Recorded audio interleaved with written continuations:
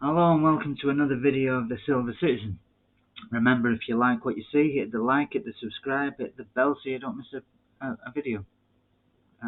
Okay, let's get into it. This video is going to be about City's outgoings.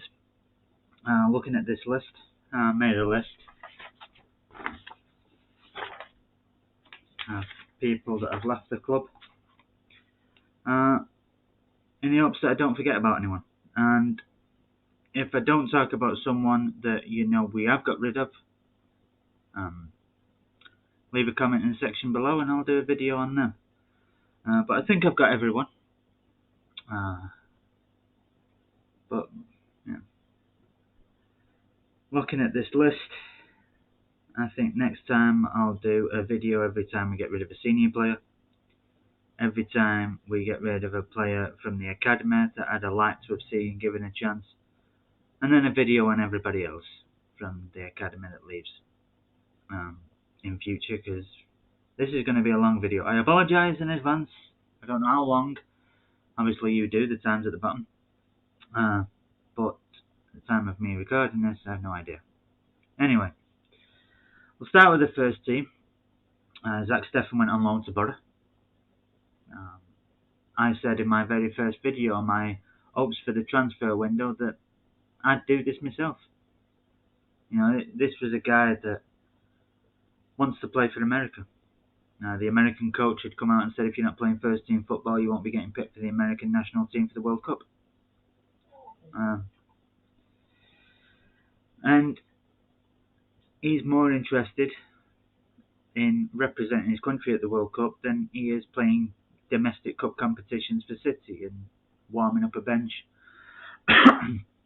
in case anything happens to Edison during a match. I can't blame him. He's not a City fan, never has been. And for every player, I hear the same thing: representing your country is the pinnacle, and I doubt he's any different. And you don't want that bad blood in the dressing room. Someone that doesn't want to be there, someone that feels like the club are stopping him reaching his own personal ambitions, which for him is probably representing the United States at a World Cup. So it was good, you know, get him out on loan, bring him back when the World Cup's over. Me personally, I said in that video, I'd have brought through one of the kids for like Kieran Slicker or Mickey Van Sass, Artem Muric, someone like that. Artem Muric had already played as a number 2 for City when Claudio Bravo got injured. He was our cup goalie in that era, and we won the Carabao Cup. So, you know, I mean, that's what I'd have done. City chose a different route in going out and buying a goalkeeper for free. They got him for free, so if it doesn't work out, and Stefan loan ends, he comes back, we've then got a goalkeeper to sell and make a bit of a profit, because, like I said, we spent no money on him. His wages are probably either similar or probably less than what Stefan's are. So, who knows? But me personally, I think Artega's is a better goalkeeper than Stefan. I think he's better with his hands. He might not have shown that in the first goal against Barcelona, but I think overall he's better with his hands than Stefan. He's definitely better with his feet. So, yeah, I think we did the right thing in letting him go out on loan, just in case it doesn't work out with Artega. We already knew Fernandinho was going to leave. He left after his contract expired. He wanted to play more game time, he wanted to play more football, and he's gone over to Brazil to do that. No complaints. 10 years of service, still one of the best older midfielders in the Premier League's history. Definitely one of, if not the best older midfielder in my lifetimes of watching City. I don't know about, you know, before. I mean, people going about the 60s and the 70s. I didn't watch them teams. I've seen videos. Videos don't tell you the whole story. They just show you the best bits. So I can't comment on people beforehand, but definitely in in the time I've been watching City for the holding midfield role, he's definitely in there. Definitely for me in the top 3 of all-time City greats, holding midfield. But at this stage of his career, he knew that Rodri was better than him. Not that Rodri is better than Fernandinho in his prime, but at this stage in his career, when I think he's 37, 38, something like that, he's well on the downward spiral, and Rodri's in his peak years. He knew he was going to be on the bench, so he wasn't going to sign a contract extension, and he went back home. Thanks for the memories, Fernandinho, and good luck in your rest of your career.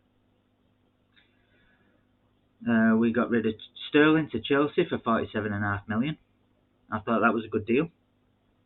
Sterling, for me, on the right was fantastic for us. On the left, he was a greedy little shit. And through the middle, he was useless, because every time you put him through one-on-one, he didn't know what to do. On the left, the only thing he'd be interested in is cutting in and having a shot. It was all about Raheem Sterling and not the team. As he said in one of his interviews once, I think City won either 4-0 or 5-0, and the reporter asked him how happy he was with the result. And he went, I'm glad we won, but I don't know about happy, I didn't score.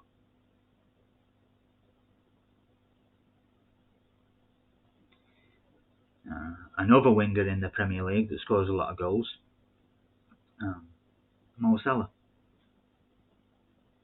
Liverpool go and beat someone, I can't remember who it was they beat a few seasons ago, but they won, I think it was like 5-0 or something. And they asked Mo Salah how disappointed he was that he didn't get on the score sheet. And he said, I had a few chances that I think I could have done better with, but what's more important is the team got 3 points.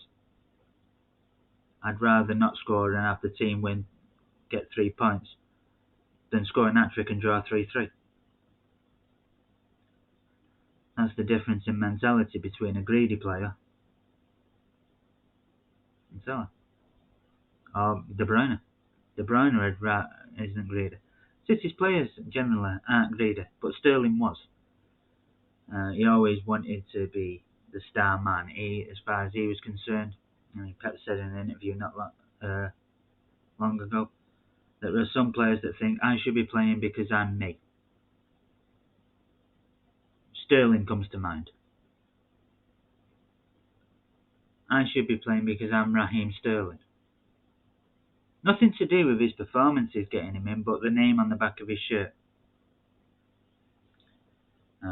He had 1 year left on his contract. The only thing I was bothered about when it was getting close with Sterling was he was going to walk for free. Not the fact that he was going to leave City. Not the fact that he's gone to Chelsea. The fact that we weren't going to get a fee for him. So getting £47.5 million, I was quite happy with. We got rid of him. One thing I wasn't happy about, though, is we only had 2 wingers at the start of this transfer window. Sterling and Mahrez. Now we've only got 1.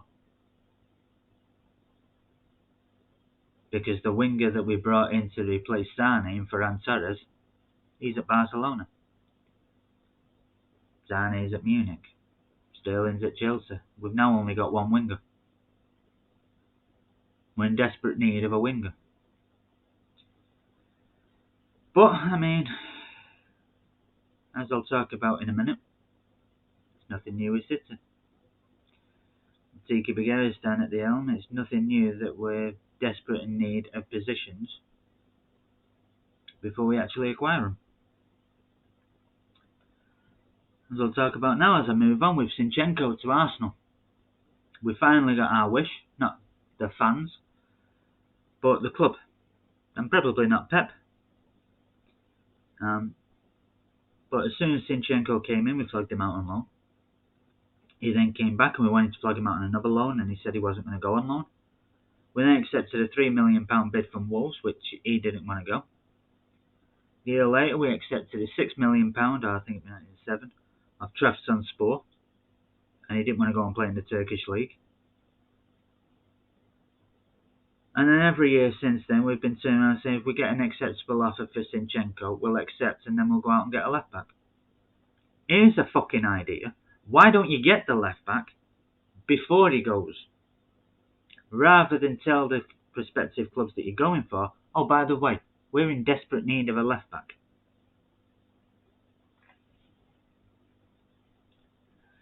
Cheeky at his finest. But he went for 32 million. I can't really blame him for going. I mean, if you go to a club and the first thing they do is loan you out, and you come back and they want to loan you again, you say, I'm not going on loan, so they accept a bid, you don't want to go.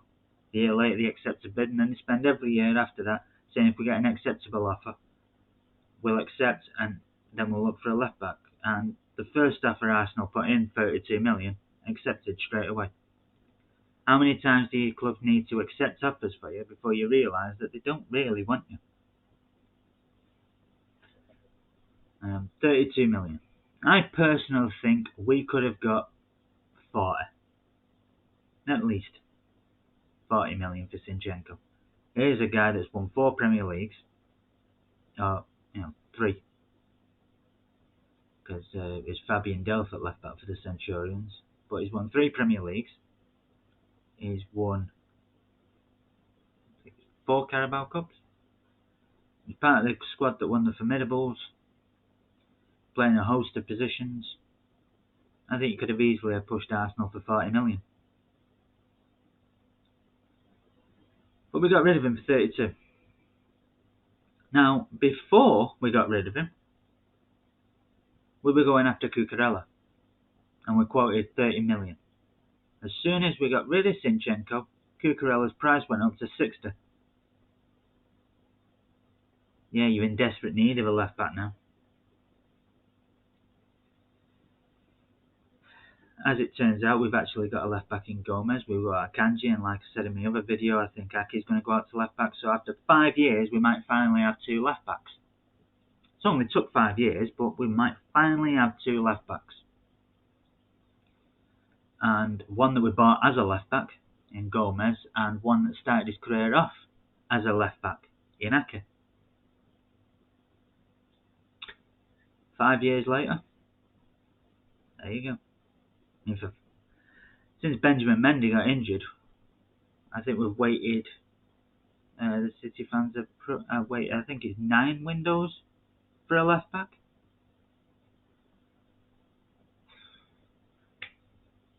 So, God knows how long we're going to have to wait to get a winger. But unlike Sterling, Sinchenko will get a good reception when he comes back, I think. Sterling slagged the club off, just like Milner did when he left. It must be something to do with playing for Liverpool at one point in your career. He slagged the club off. I think it's a couple of days after he signed for Chelsea. Some fan in America had a City shirt and he gave him a dirty look and wouldn't sign it. Sinchenko, gone to Arsenal. Some fan comes over, sees Sinchenko in London while he's wearing a City shirt, not Sinchenko, the fan obviously, and tells Sinchenko that he came over to England to watch Sinchenko play football.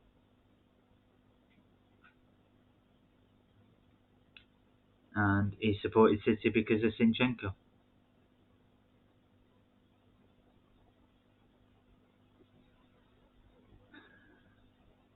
Sinchenko not only signed his shirt for him, but found out what hotel he was staying at, and signed one of the shirts that Sinchenko had wore for City. And had one of his people take it to the hotel and give it him. Never forgetting where he came from.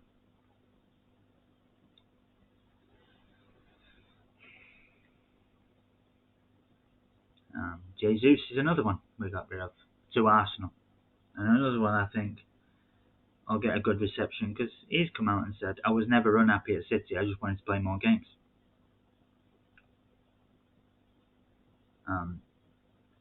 This is a surprising one because I think Alvarez is Jesus' replacement. And I say surprising because we actually got Alvarez before we let Jesus go.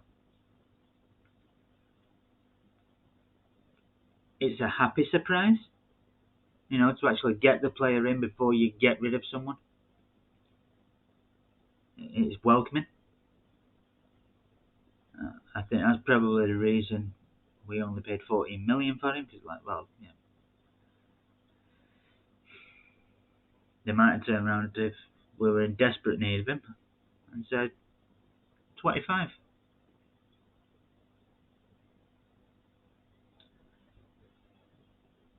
But I think Jesus had 1 year, might have been 2 year left on his contract as well. So to get 45 million for a player whose contract was running out and wanted to play more football, is, yeah, pretty good business. I don't think we negotiated with Arsenal. I think Arsenal offered 45 million. I don't remember ever hearing or seeing a story where Arsenal had put a bid in and it got rejected and Arsenal came in with an higher bid. Just whatever bid came in from Arsenal, yeah, we'll accept that. I think we paid 8 million for Jesus, if I'm not mistaken. 14 million for Alvarez. So the two of them combined, we've spent 22 million. And then the money we got back from Jesus, the trophies he helped this club win. So then get 45 million for him. From a business point of view, one can't complain. That was the first team players we got rid of.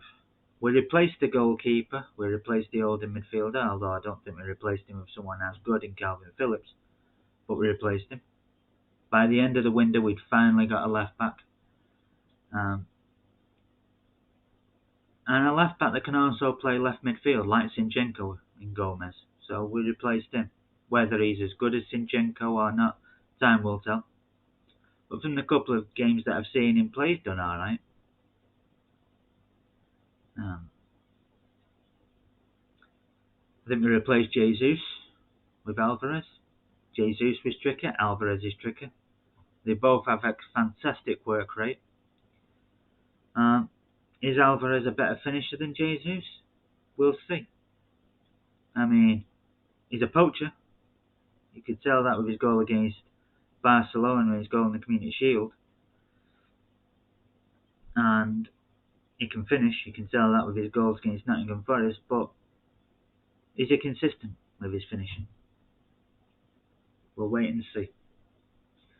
Aguero said he was, so who am I to disagree with Aguero?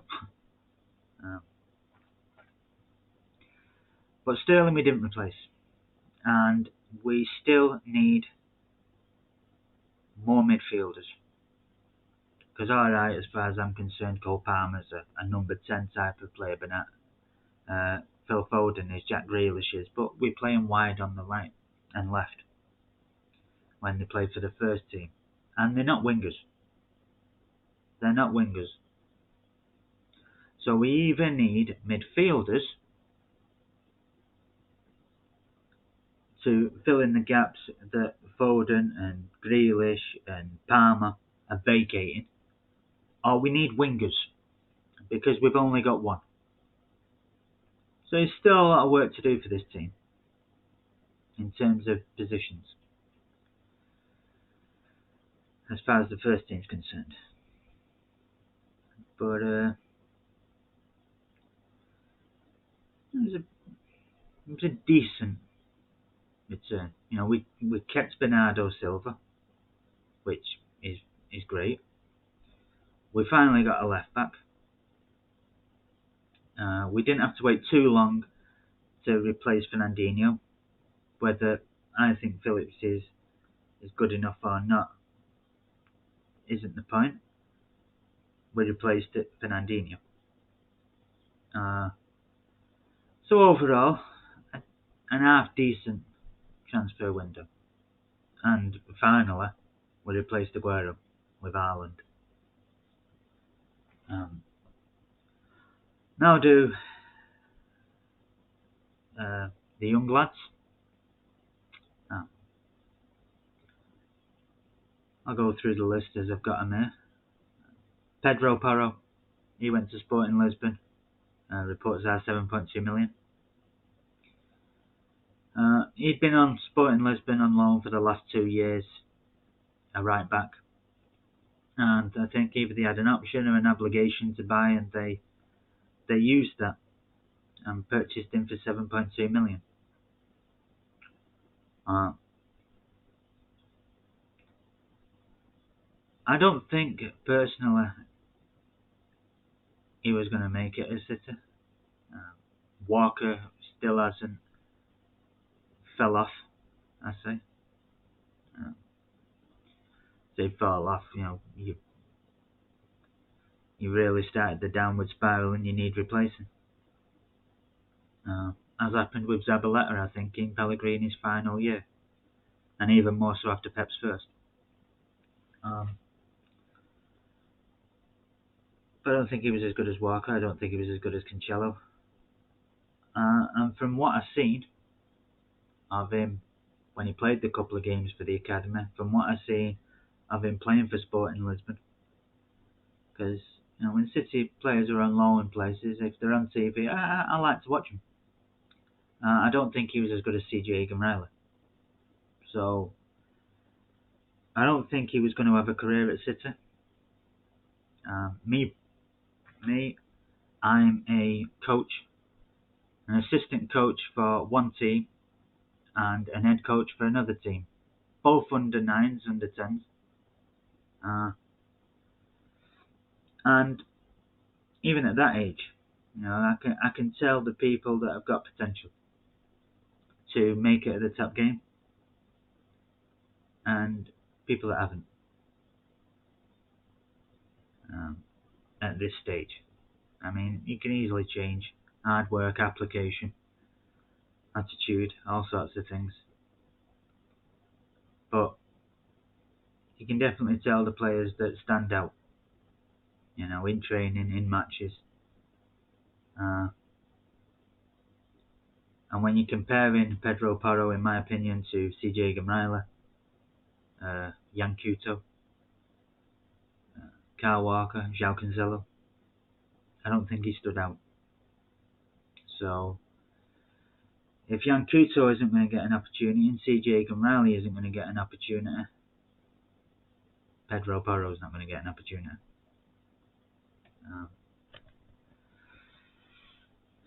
So 7.2 million for someone that's not going to have a career at City.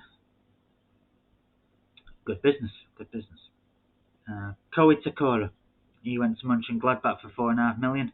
He was never going to make it.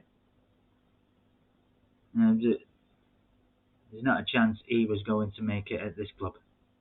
I've no problem with this club loaning players out and from the academy or getting rid of players from the academy. And if they can bring in a decent price, even better. If they're not standing out at EDS. Alex Ferguson was fantastic for bringing kids through. And he said, for every player he given a chance to in the first team, there was 10 he didn't from United's academies during his time.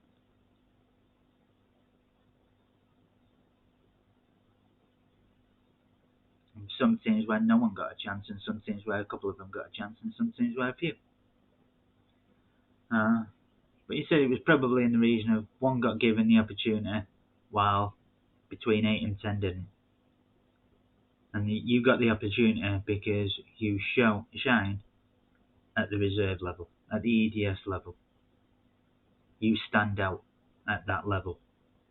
Then you get given the opportunity to see if you're good enough for the first team. And if you're not, you move on. If you are, you stick around. City don't use that. But even if they did, for me, Pedro Porro and Koei Takora would have gone. So, finding teams and getting a decent price for players that have got no future at the club, I have no problem with that. Artem Moric,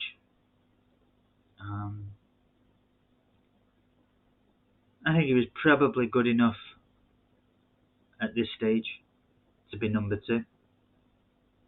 He was never going to be good enough to dislodge Edison. And if he wants to play first team football, I've said it before, you don't want someone that doesn't really want to be here, that feels like the club's holding them back and is in people's ears in the dressing room to try and turn each other against each other. And I think that's personally why Pep Guardiola walked in first day and told Joe Hart to find himself another club. Because rumours are, and I say rumours because I don't know 100%, that when the players started to turn on Mancini, it's because Mancini had a go at Hart, and Hart went round with his little clique. When the players started to turn on Pellegrini, it was because he dropped Hart and started to play Panteliman, and Hart was in the rear.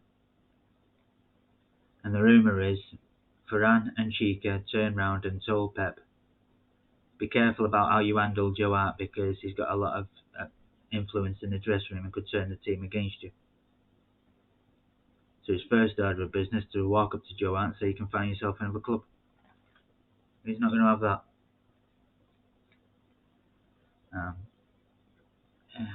Not that Hart and Muric would have done that, but you don't want unhappy players. Daniel Zana went to MacArthur in Australia for free. Again, another player that was never going to cut it. Could we have got a price for him? I don't know. I honestly don't know. Seen him play a couple of times. He was never going to cut it. Whether he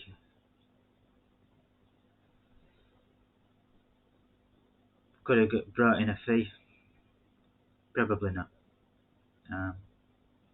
Now, I don't know if I'm pronouncing this one right. Ryo Taro Meshino. Well, he went to Gamba Osaka in Japan, also for free. Also never going to cut it. Also no problem with us letting him go. Yangeliera went to Girona on loan. He's a midfielder. But he's also a midfielder that isn't going to cut it at the level City are at, in my opinion, anymore. I think he'll do well for Girona. I think he'd do well at a club like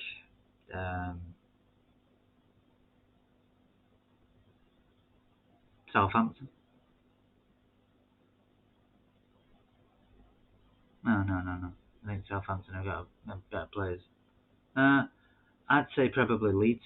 I think he'd do well at a Leeds or somewhere like that. Lower half of the Premier League, Championship, he'd shine. The top sides in England, he'd be nothing more than a squad player. And keeping him here would just be holding him back. And players don't, I've heard it plenty of times that you blink on your debut, you blink and your career's finished. Goes by that quick. So, the longer you can give a person in a career, the better. I don't know if it's a loan with an option or an obligation to buy, but I can't see him making it at City, even before the loan. Definitely after the loan, he's not going to make it. So, no problems with that one either. Then we're moving on to, I think this is it Manuel or Nanuel Bustos? I don't even know if I'm pronouncing that right. But he went to Sao Paulo on loan. I'll be honest with you, I know nothing about him. I know absolutely nothing about him. I don't remember ever seeing the lad play.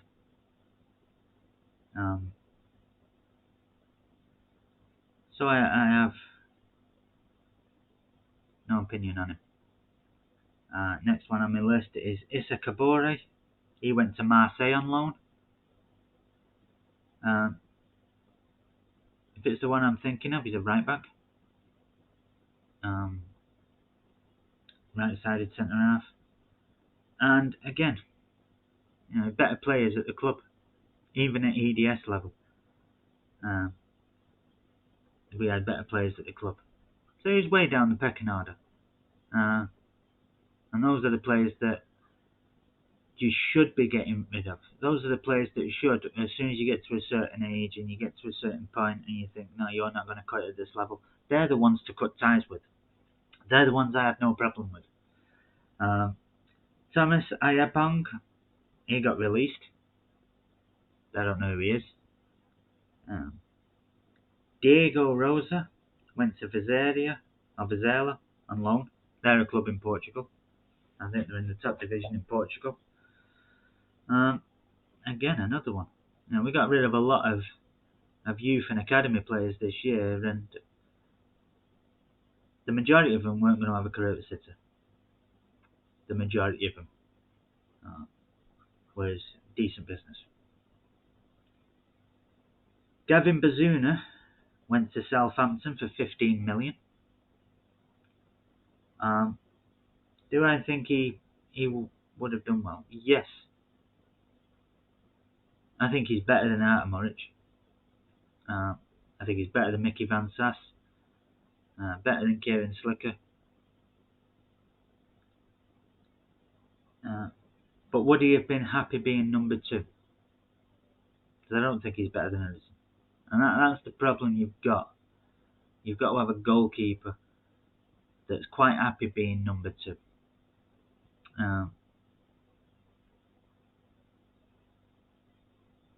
And if he's not, then you got to cut ties. But I would have liked to have seen Gavin Bizuna as the number 2 this year, playing in the Carabao Cup, pushing Ederson. If the games are finished in the Champions League, like we win our first 5, we've got a possibility of doing it. Whether we will or not is a different matter. We know we're facing Sevilla, Dortmund and Copenhagen. Then Gavin Bizuna could play in that.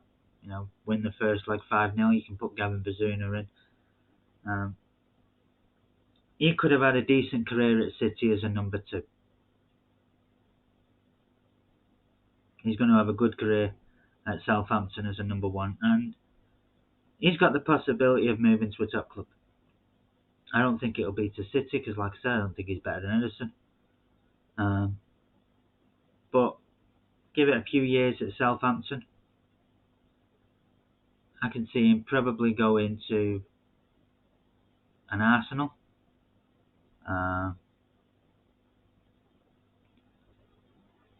Can't see him going to Tottenham, because I think he'd be number 2 to Lloris. I think he'd be number 2 to Alisson.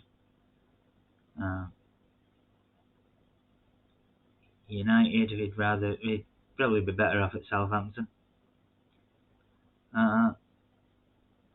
Who else? Chelsea. I don't think he'd dislodge Mender. But I could probably see him at Arsenal. In a few years, I think he could probably be Ramsdale's replacement. He could go to a top side in Europe and be number 1 goalkeeper. But for the way City play, Gavin Bizuna is not better than Ederson. So, in case we got a different manager and he wanted his goalkeepers to play in a different way, and the football to be played in a different way, which I can't see happening, then Bizuna is never going to be number 1 at City. Unfortunate, but true.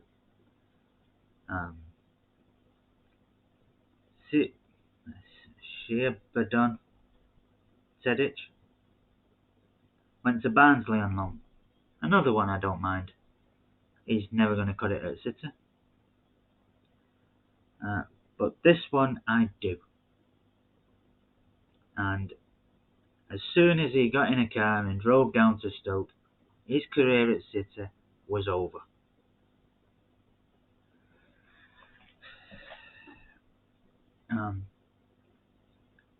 For me, Alvarez is a second striker. He's a second striker. He's like Jesus. An out-and-out striker, as he played against Barcelona, is decent. He's not going to rip anything up. He's a decent player as a central striker. He's a far, far better player as a second striker. As a second striker, I'd put him in the brackets of excellent. But as an out-and-out striker, as an out-and-out number 9, leaves a little to be desired.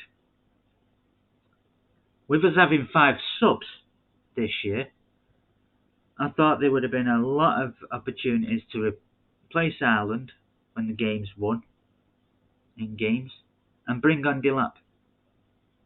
That's the next person that's on my list of leaving. And one that, pardon my French, and if you've got kids in the room, I'm going to give you a minute to let them go out of the room.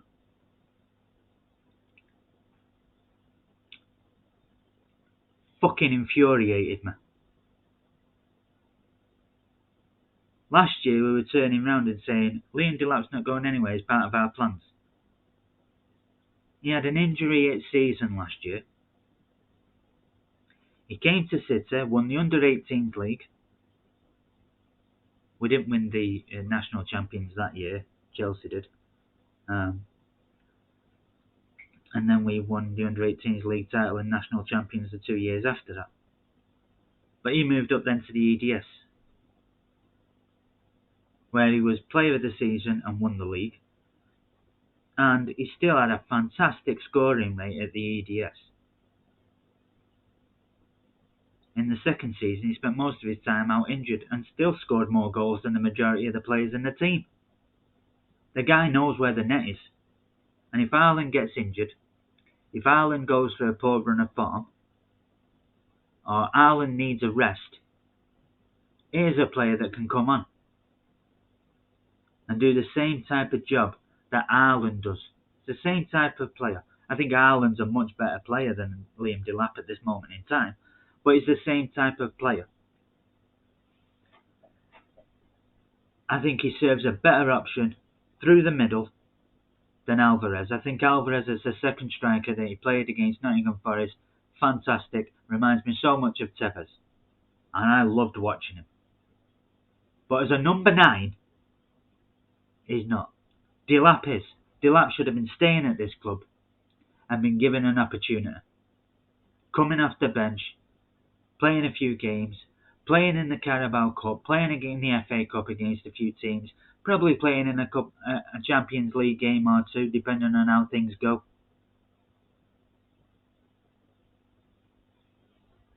But his City career is finished. It's over. Out of all the academy players I have spoke about so far, that is the one person so far that deserved to play. That deserved to be given the opportunity to prove he's good enough.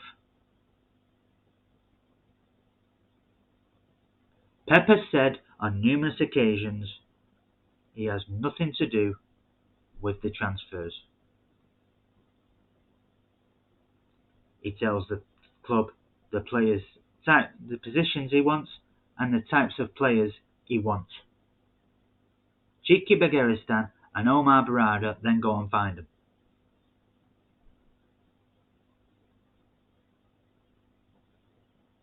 He has nothing to do with players leaving. The only thing he will say on players leaving is he doesn't want players at the club that don't want to be here, that are unhappy. They can go. He doesn't care about them. If they're unhappy, there's the door. Don't let it hit you in the arse on the way out.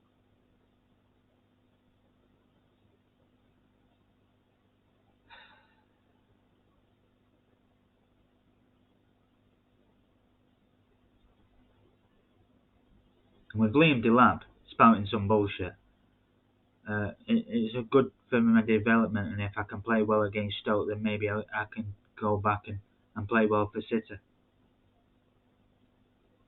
He still believes he's got a chance, so I doubt very highly he was pushing to move out.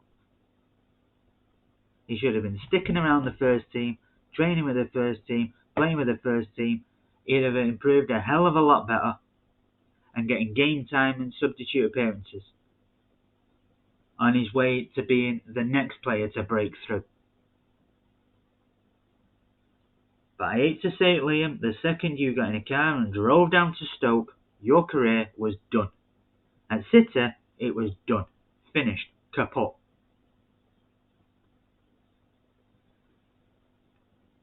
Because yes, they might turn around and say, well, you can do it against EDS. We're playing against better opposition. What the hell do you think they're going to say to you when you do it against the Championship?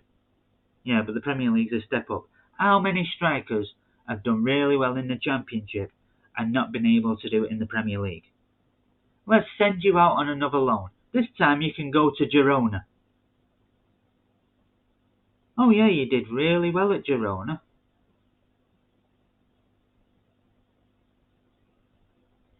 Let's see if we can get you another loan deal.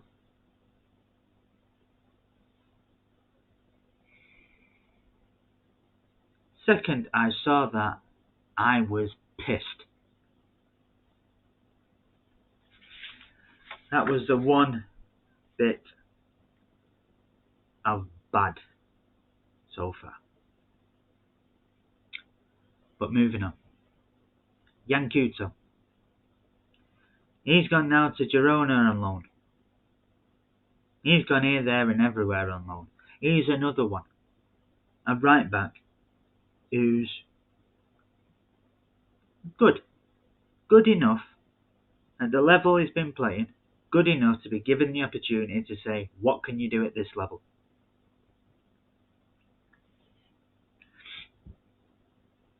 What can you do? Because Walker, I think, is 31, 32. Cancelo's 27. While you've got these players coming through, we've got Yankuto, we had CJ Riley, we've got Rico Lewis. How much longer for, God alone only knows. But while you've got these players coming through, and Walker's getting to the end of his career, these are the times you put them in the first team, you play them, and you find out whether they're good enough to cope at this level, or you need to go out and buy a replacement. And from the games that CJ Riley played last year, he didn't let himself down, he did really well.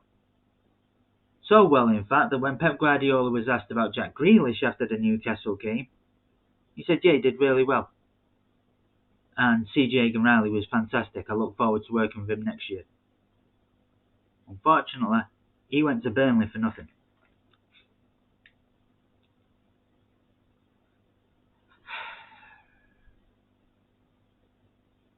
CJ Riley's a City fan, so he'd have probably awaited. But City let him go.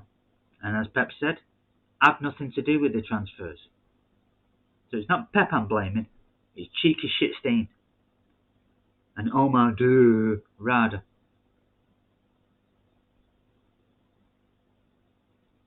But Yankuto's gone on another pointless loan. He'll come back, he'll go on another loan. The only saving grace with that is Yankuto didn't want to be here. Because he'd been gone on loan and he'd come back and he'd gone on loan and he'd come back, and City wanted him to sign a contract to then flag him out on loan, and he went, I'm not signing a contract. That to me says I don't want to be here. But if you keep on flogging him out on loan, how do you expect him to want to be here? Why would a player want to be at a club where he's not going to be given an opportunity? He doesn't know where he's going to be next year. Of course he's not going to want to stay.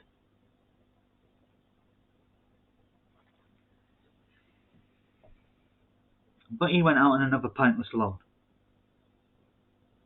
Jaden Braff, he's another one that went to Dortmund for free. He was a decent player. I don't think he was going to cut it at City. He's a winger, so there is that, and we need wingers. But is he better than Mahrez on the right?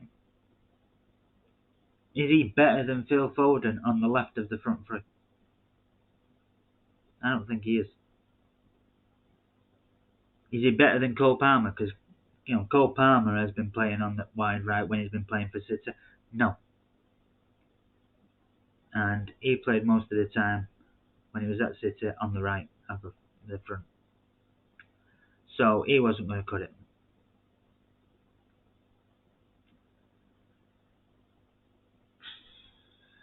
But there you go. James Trafford, he went to Bolton on loan this time.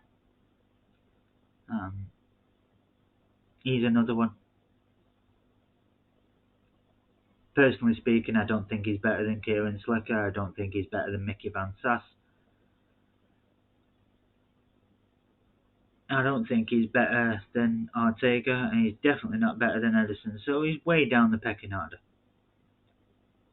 So if you can't get a club to want to buy him, you can loan him, then loan him. CJ Egan-Riley went to Burnley for free. We didn't even accumulate back the wages we fucking give him since we give him a professional contract.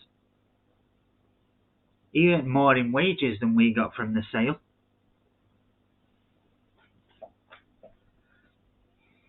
Like I said, he never had a bad game when he was given the first team opportunity. Pep said at the end of the Newcastle game when I was watching it in Tenerife that he likes him, and he was looking forward to working with him again this year.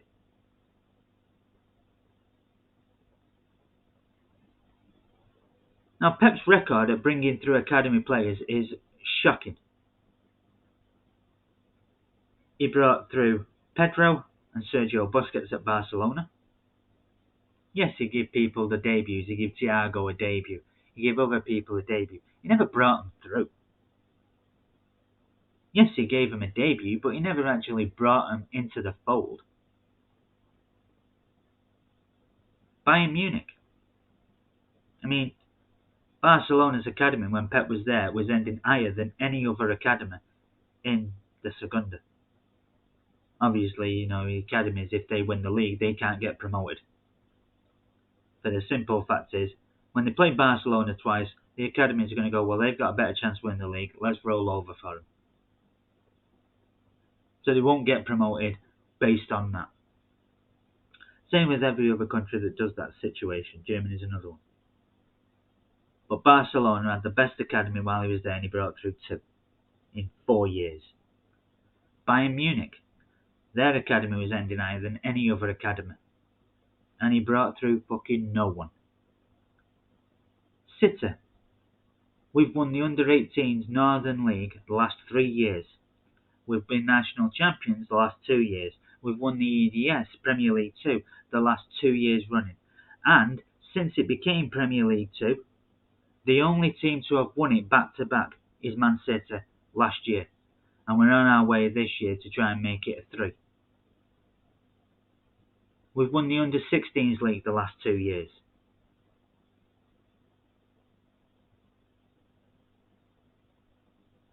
And he's brought through 1. It's a shocking return. Yes, he's given debuts to CJ Egan-Riley. He's given a debut to Taylor Howard-Bellis, to Luke Mbete, to James McAtee, to Cole Palmer, to Liam Delap. He hasn't brought any of them through.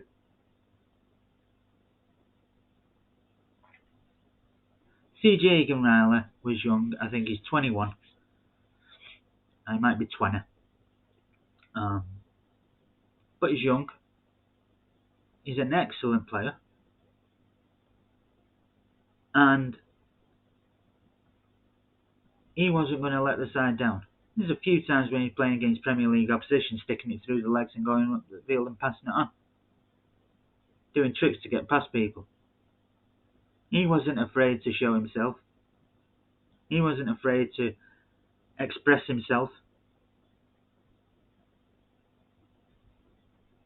He had an excellent future at this club. Potentially.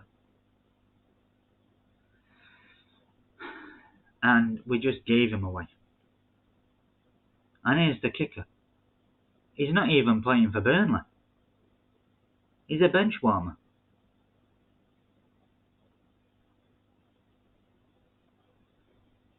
Now, I'm not saying he's better than Walker or Cancelo. Don't get me wrong. But when Walker starts his slide, which will probably happen in about 2 or 3 years,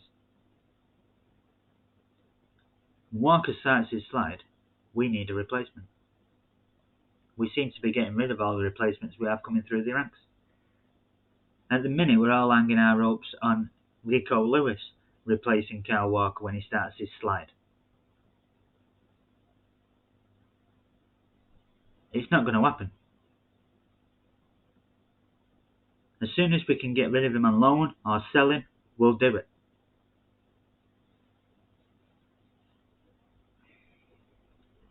As I've said in another video, if the club were to turn around and say we let CJ Egan-Riley go because Rico Lewis is further along in his development than CJ Egan-Riley was, and if anyone's going to be replacing Kyle Walker, it'll be Rico Lewis. Fair enough. He brought him into the first team fold this year. He's brought him off the bench a couple of times. He's sat on the bench in other games. When he's not involved in the first team squad, he's playing EDS football. Fair enough. But we can't see it. That's why we get upset. That's why we get frustrated when we see players that are shining at the EDS level, that are shining at the under-18s level, not even getting given a proper opportunity to showcase whether they can actually perform at this level or not. You don't give a chance to every single person that comes through your academy, but the ones that are shining at EDS level, they're the ones you give the opportunities to. And they either take the chance or they don't, and if they don't, you get rid of them. But if they do, like Foden did, you save yourself a shitload of money in the transfer market. You don't give them away for fucking nothing, even if you are going to get rid of them. The shit ones, yeah, you can get rid of them for free, but the ones that have got an opportunity or a chance, if the manager was one of these that would bring through kids, had the opportunity and the chance to make it the first team, they're the ones you don't give away for nothing. In case you're cheeky Begaristan, of course. And I'm going to move on before I see myself an headache. Taylor Harwood-Bellis went on loan to Burnley. This one didn't bother me as much. I mean, if I'm honest, I don't think he's as good as Luke and Better. I definitely don't think he's as good as Laporte, Diaz or Stones. Akanji I know nothing about, but I also don't think he's as good as Eke or Luke and Better. So he's way down the pecking order. So if he can find himself another club, then yeah, they're the players that you let go.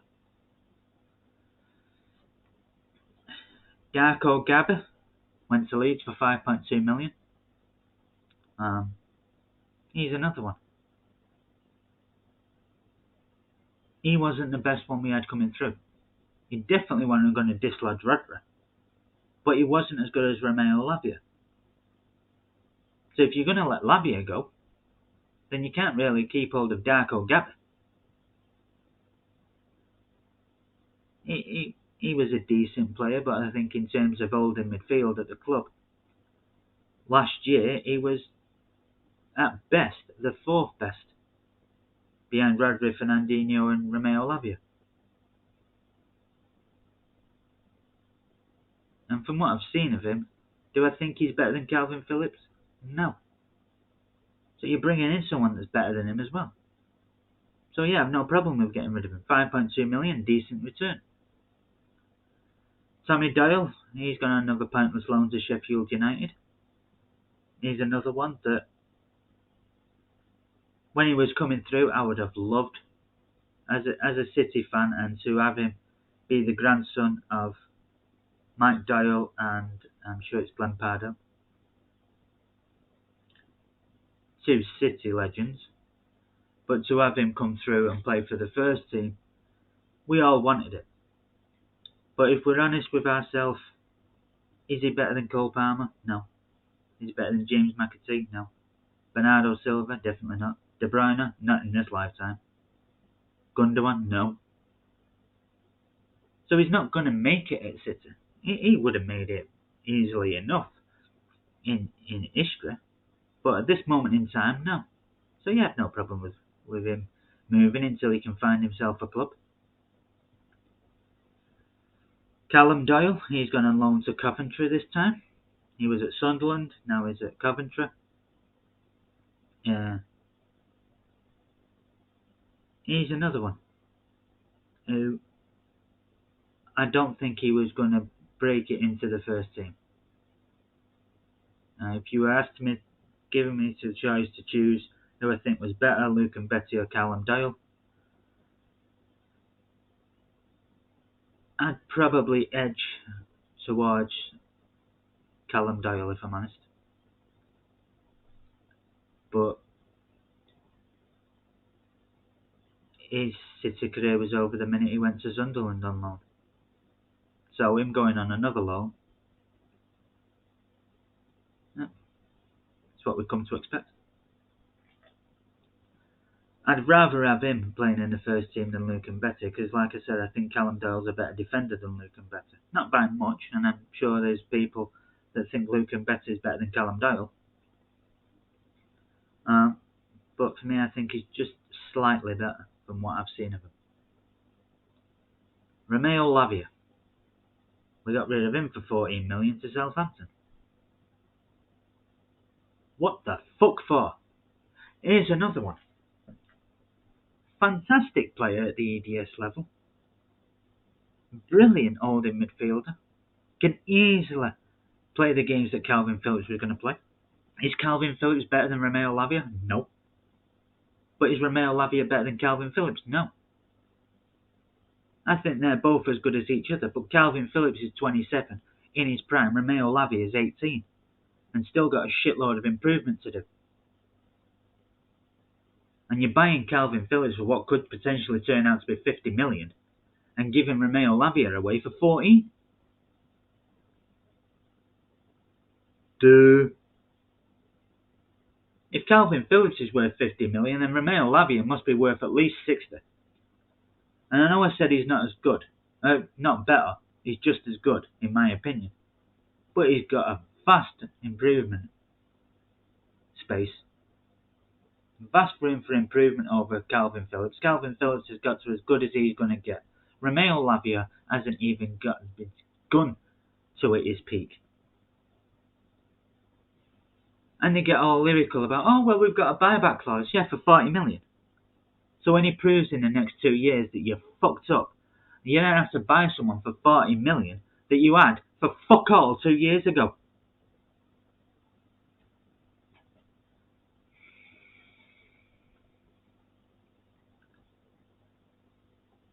This is another one that infuriated me. Let's get on to someone that didn't. Kwaku Abduru went to Derby for free. Not a problem. Lewis Friane went to Blackpool on loan. Not a problem. He was never going to cut it. Neither was Aduru. Kieran Slicker went to Rochdale on loan. Not a problem.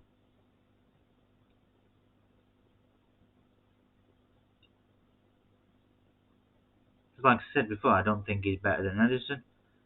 I don't think he's better than Mickey Van Sass, if I'm honest. I think they're both on a level playing field, and you pick one or the other. Kiki went to Palermo on loan. There's another one as a winger who's shown promise in the EDS. A winger's a position we need to fill.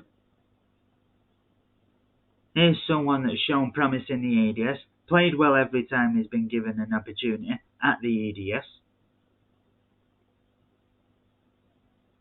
and could have been given a chance this year with 5 subs to come on off the bench in a couple of games. Training with the first team, playing with the first team is going to improve a lot more than playing in Brazil.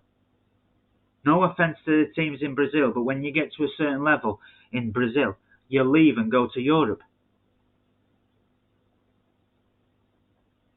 None of the best players in Brazil are playing in Brazil. They either go there at the end of the career when the career's over, like Fernandinho, or they think they're past the sell-by date, like Willian.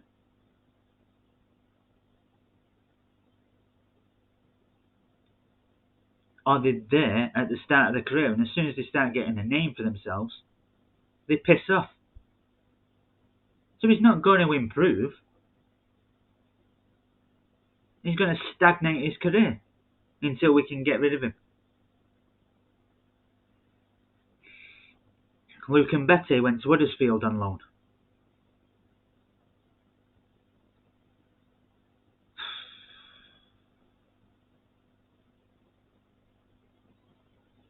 I mean, yeah, I'd rather have Callum Doyle, but Luke and Betty is a good defender. I know I had a go at him about his performance against Barcelona, but we're back to that where you have one performance that isn't great and then, alright, well, you can go on loan now.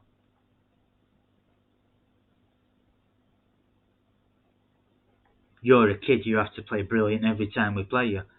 You can play shit half the time because we spent 50 million on you. We have to justify yours.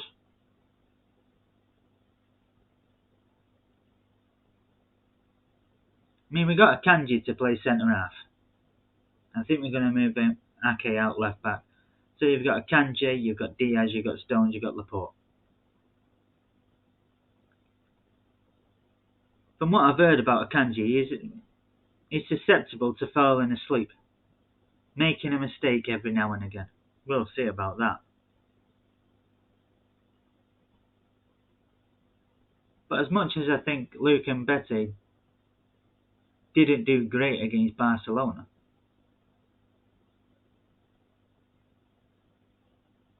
he didn't fall asleep. He's prone to a mistake. That was one of the reasons I didn't want Kalidou Koulibaly, because he's prone to a mistake. He makes one mistake and his entire game goes to pot.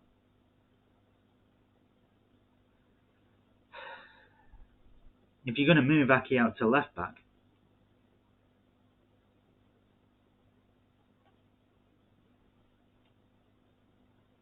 then you could have Mbete as a fourth choice defender. I mean, it might turn out that Akanji is a great player, he's better than Mbete, and then I'll change my mind on this. But I think we should have been keeping Mbete. And rather than going out and buying a centre half, go out and buy a number 10. Go out and buy a winger. James McAtee went on a pointless loan to Sheffield United. Another one that I wanted to work into the first team. Another one that was brilliant at the under-18s. Was the player of the season last year for the under-21s, or the EDS.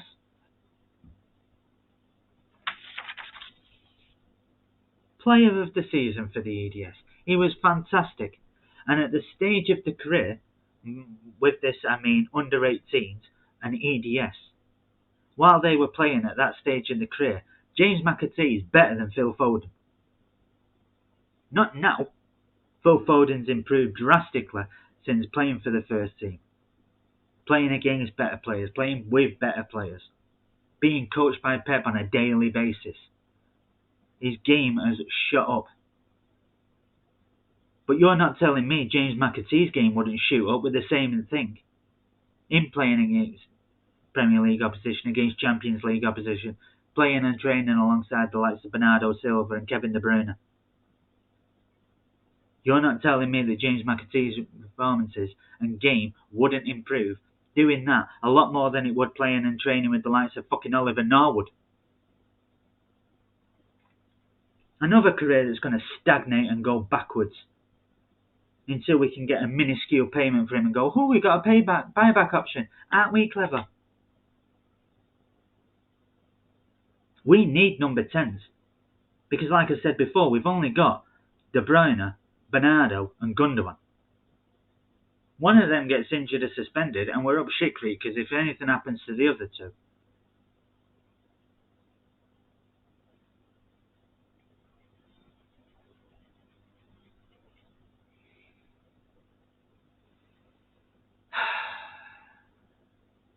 Anyway. Deadline day saw the exit of two other people to Southampton. Sammy Edoza, a winger, went for 10 million. And Juan Larios, left back, went for 6. Juan Larios, I don't really mind. Me personally, I think Joshua Wilson-Esbrand is further along in the development and a better player than Juan Larios. And he will be a better player than Juan Larios, given the same opportunities. You've just gone out and bought Gomez, so he's not going to be in front of him. I wouldn't put him in front of Ake. I've seen him play on right back. He doesn't stay on right back. He cuts in his left. He goes into the middle of the pitch, pass it, and he stays in that position. So it's pointless having him at right back. You're going to play him at left back if you're going to play him. And for me, he's not as good as Joshua Wilson-Esbrand. So getting $6 million for him is a decent return. Sammy Edozie, yes, he's a winger. Is he a better player than Phil Foden? Is he a better player than Jack Grealish? And on heart, I'll say no. He's a decent player. He's a good player. I think he'll have a good career at Southampton. I think Juan Larios, like Romeo Lavia, and probably like Gavin Bizuna, will move on to the next level. I think Sammy Edozie, that's his level, Southampton. So I think he'll stay there for the majority, if not all, of his career. In case, of course, another manager comes in and turns around and says, I don't want Edozie, he can go.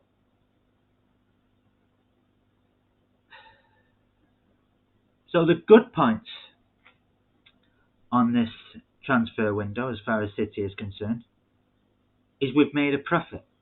We've actually brought in more money than we spent.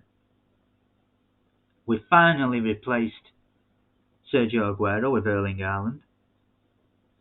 We had a replacement in place for Jesus and Alvarez before we let him go. We've finally got two players that can play left back in Gomez and Ake. One of them bought as a left back. One of them started his career out as a left back, and we've also got, if push comes to shove, and we've got a fifth substitute and is there, you can bring on Wilson-Esbrand. We've actually got two left backs. That's a plus.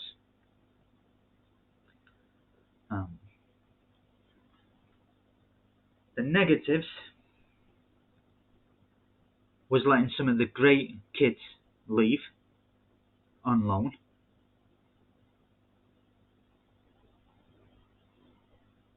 Kids that should have been given a chance. Not getting a winger. Being light in midfield.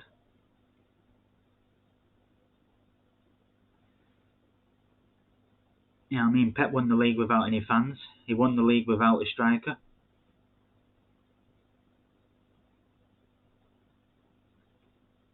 Well, Pep, let's see if you can win the league with one winger. Instead of two, at least. Let's see if you can keep the three number 10s fit. But overall, given the plus sides and the negatives and everything else, if I was to rate and give a mark to City's transfer dealings this summer, I'd give them a C. I'd give them a C. That might improve once I've got an opinion on Akanji and Gomez. It might improve. But Romeo Lavia, for me, should have been playing instead of Phillips. James McAtee should have been here. Liam Delap should have been part of the first team setup.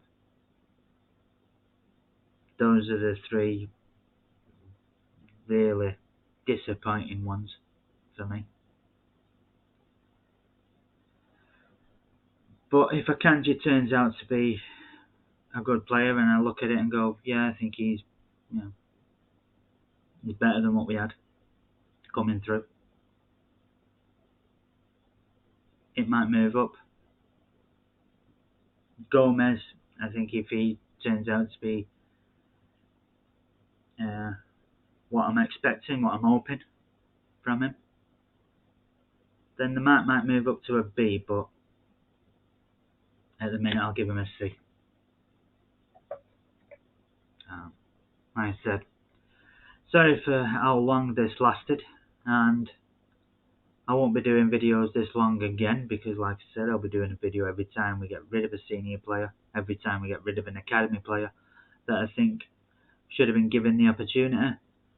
And then when the window closes, I'll do a video on the academy players that left, that I don't really think had a career or a chance to have a career at City with where we are now.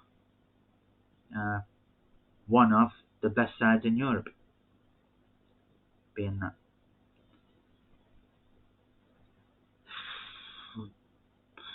But anyway,